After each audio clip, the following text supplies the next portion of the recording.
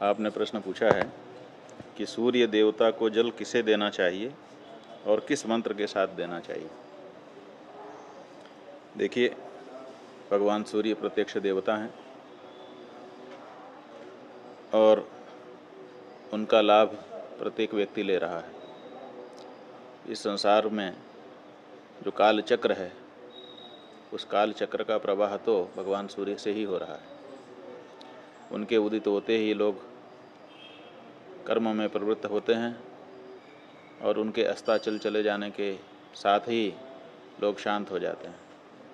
इसलिए लोक व्यवहार का उद्गम भगवान सूर्य से ही होता है। हमारे सब कर्मों के साक्षी प्रत्यक्ष दीप भी वही हैं। इसलिए उनकी आराधना तो प्रत्येक व्यक्ति को करना चाहिए। और ये जो अर्घ्य प्रदान है, जल देना है, ये उनकी उपासना का ही एक रूप है। तो सूर्य भगवान को जल प्रत्येक व्यक्ति को देना चाहिए और नमस्कार भी प्रत्येक व्यक्ति को करना चाहिए। मंत्र तो गुरु से दीक्षा लेकर के प्राप्त किया जाता है। इसलिए किसी योगी पंडित से, गुरु से भगवान सूर्य का मंत्र ग्रहण कर लीजिए और उसी मंत्र से भगवान सूर्य को प्रतिदिन अर्घ्य दीजिए। अथवा नाम मंत्र होता है। नाम मंत्र जब तक आपको गुरु मंत्र नहीं मिला है तब तक नाम मंत्र से भी आप कर सकते हैं। किसी भी नाम में पहले श्री लगाइए, बाद में चतुर्थी विभक्ति लगाइए और नमः बोल दीजिए। माने जैसे सूर्य एक नाम है तो क्या करना है, पहले श्री शब्द का संयोजन करना है। श्री और सूर्य शब्द में चतुर्थी विभक्ति का एक वचन लगाना है। तो सूर्य शब्द का रूप चलता है सूर्य सूर्य सूर्याः, सूर्यम सूर्य सूर्यान, सूर्येण सूर्याभ्याम सूर्यैः। और चतुर्थी विभक्ति के एक वचन में रूप बनता है सूर्याय। तो हो गया श्री सूर्याय और अंत में नमः लगाना है। तो श्री सूर्याय नमः ये नाम मंत्र है।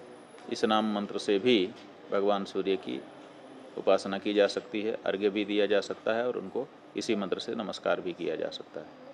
तो अच्छा हो कि आप किसी उत्तम गुरु से सूर्य मंत्र की दीक्षा प्राप्त करें और उस मंत्र का जप करें, उसी मंत्र से अर्घ्य दें और उसी मंत्र से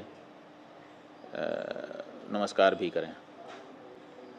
पौराणिक मंत्र है, एहि सूर्य सहस्रांशो तेजो रासे जगतपते अनुकंपय माम भक्त्या गृहाणार्घ्यम दिवाकर। अगर इस पौराणिक मंत्र को याद कर लें तो इस मंत्र से भी भगवान श्री सूर्य को अर्घ्य दिया जा सकता है। तो आपको हमने विकल्प बता दिए।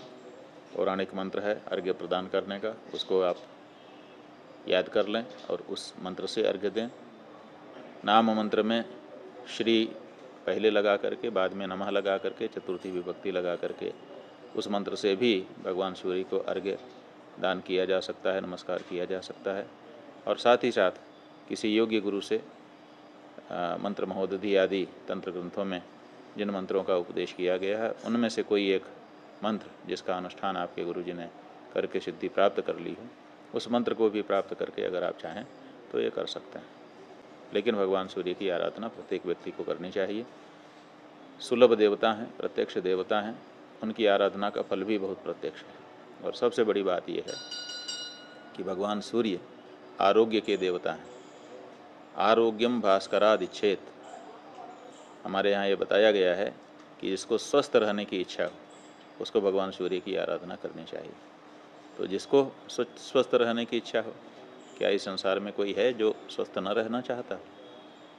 प्रत्येक व्यक्ति स्वस्थ रहना चाहता है, चाहे वो किसी भी मत का अवलंबन करता हो, किसी भी भूभाग में रहता हो और किसी भी आयु वर्ग का हो, किसी भी लिंग का हो।